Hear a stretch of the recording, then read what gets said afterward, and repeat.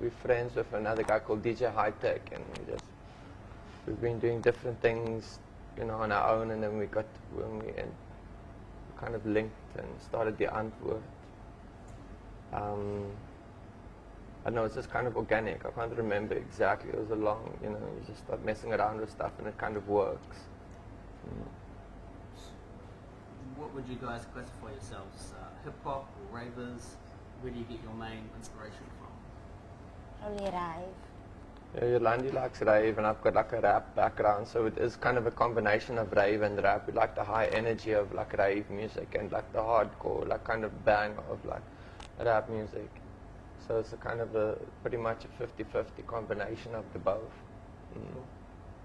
How much of success that you've had in the past year or two do you put down to the internet?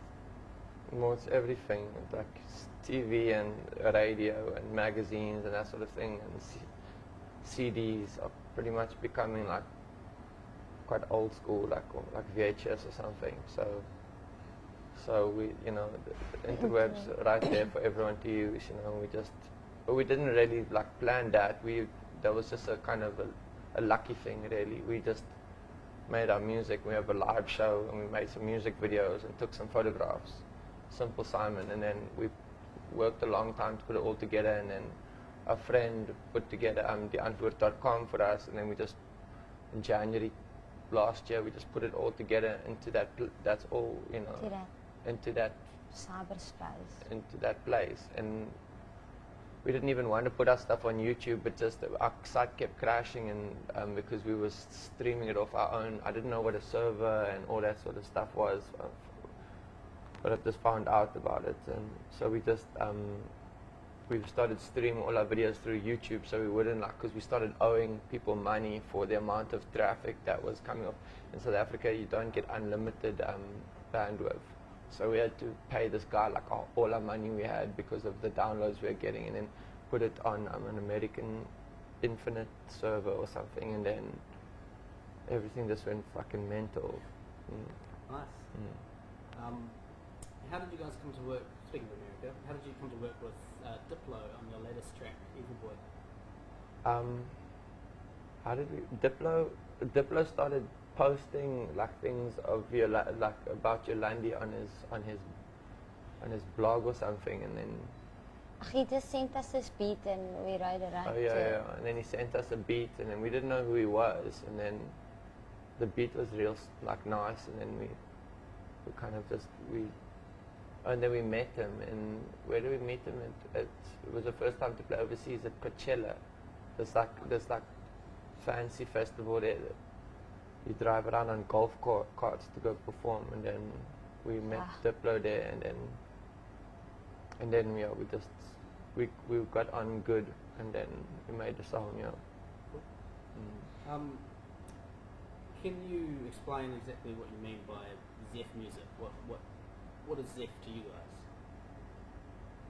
guys? Zef's a style from South Africa, and that's kind of like so kind of in America you get hip hop or something, and it's kind of like a style, or it's not just a you get rap, and then you get hip hop, and it's like a whole style. And Zef in South Africa is like a whole style. It's how you, like a way of thinking and dressing and how things sound and stuff, and kind of our style is Zef, so it's just like a South African thing. What were you gonna say? Sorry. No, I can't remember. Sorry.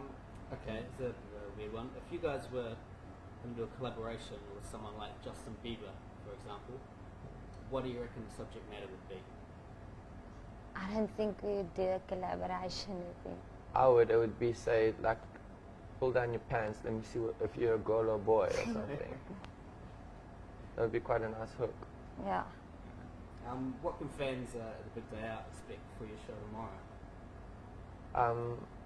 We don't know. Our live show is pretty much the center of our storm, so they can expect to be kind of in the presence of that. They can come and fuck out and buck wild and fucking the kids get go the nuts. fuck down. Yeah, they go crazy at the live thing. It's real sweet. You guys are going to be playing in a tent with 20,000 people in it, so... Holy moly, it's quite a lot of people, Jesus. So did you bring DJ High Tech with you, or what's? Yeah, we roll with him. Yeah. Yeah, strictly. But he just doesn't, he's a bit shy. He doesn't 'cause like interviews though. he's got like a speech impediment. Fair enough. Fair enough.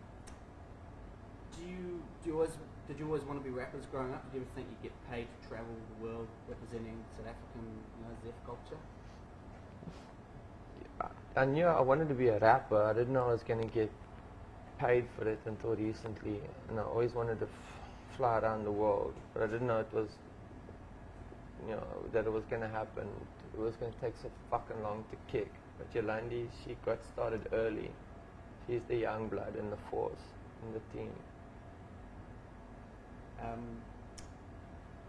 On a slightly more serious note, a lot of your lyrics, you mentioned South Africa is not just about, it's about a lot of different cultures, a lot of different races. Do you think today, in 2011, racism still exists in South Africa, and how does that kind of affect the music that you guys make?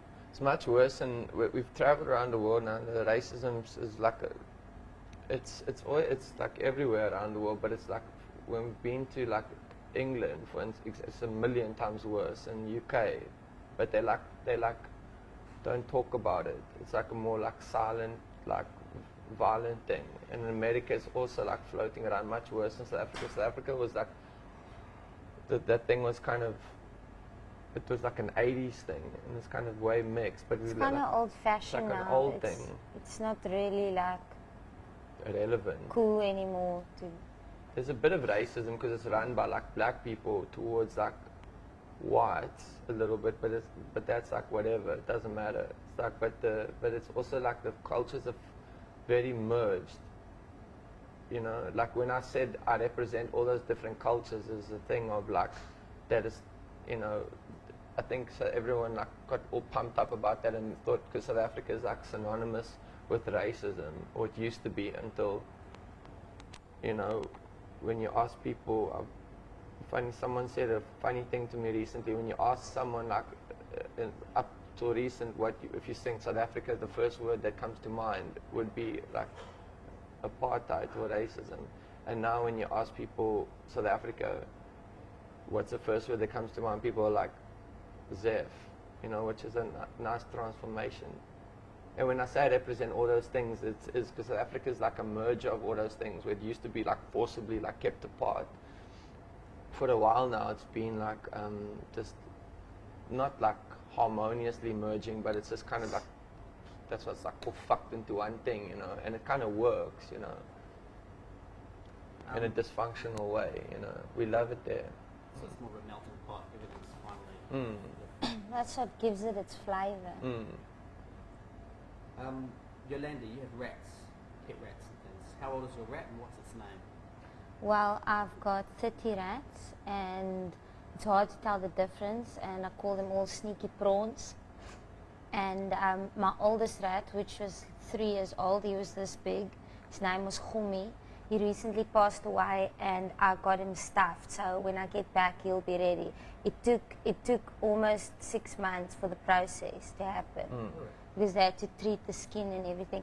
And I got him stuffed in this position like this, like standing on his Splinter. back legs. Yeah, so I'm excited. Like Master Splinter. They had to get eyes from Germany. Really? Yeah. I don't know if you guys probably been asked this many times before. Who gives you your haircuts? My friend Andrew, and I cut her hair. Nice. Her mom used to cut it, but then I thought of the side thing. My mom used to cut it like this, but then She wanted to copy I my wanted style. to take the sides off, and then she said, no, it's going to look too weird. So Ninja did it for me.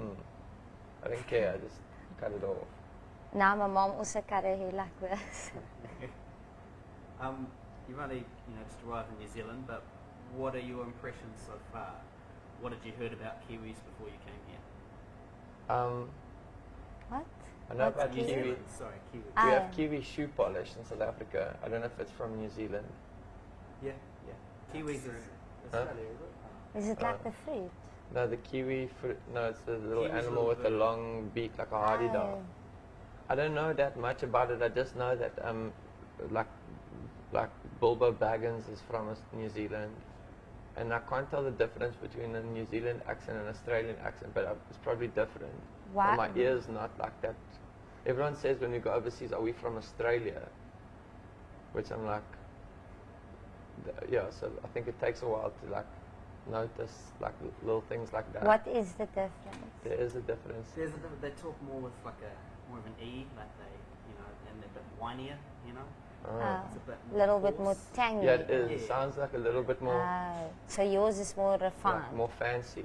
Yeah, not New as Zealand's- not as fancy as British, but In it's between. kind of in between, you know. So like New Zealand's are like fancy Australians, sort of like Yeah, sonically. Yeah. But, so, okay, last question. Who do you reckon is going to win the Rugby World Cup this year? New Zealand or South Africa?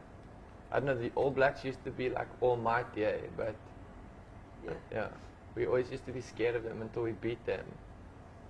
But I don't know. I don't really like. I don't even know when the World Cup is. Ask Yolandi. She's like really into rugby. Yeah, I guess I'd have to bet for New Zealand. Nice. Cool. All right. Well, thanks, guys. Okay, Sweet. It was an cool. awesome time with you here. Thanks for having us. Once, thank you. Cheers. Cool.